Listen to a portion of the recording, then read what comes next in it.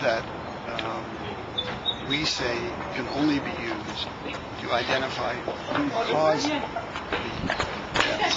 but not what the intent of that person was. I know that's kind of technical, but that's the argument. In essence, were you asking the appeal court to set aside the murder conviction and instead order a manslaughter conviction? No, we were asking the court to set aside the conviction and have another trial where a jury can decide whether it's murder, manslaughter, or not guilty.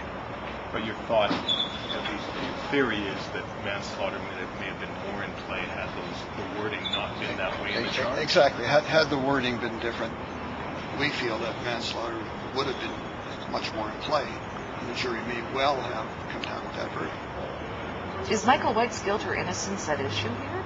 He maintains his innocence, certainly. But it's up to a trier of fact to decide, A, are you guilty, and B, if you are guilty, what are you guilty of? Not having sat through a whole lot of appeal court situations, it didn't appear as though your arguments were getting a whole lot of traction. Would you like to comment on that at all? Well, I don't know how much traction the arguments had. I mean, the court has reserved. Sometimes the court doesn't call on the crown, and sometimes the court gives a judgment from the bench. The court says there's something to consider. And so how much traction it got, we'll only find out when the decision comes out. But it got enough traction that the court has taken its time to render an appropriate decision. I don't know if this is what Janice was asking, but I think the public might wonder.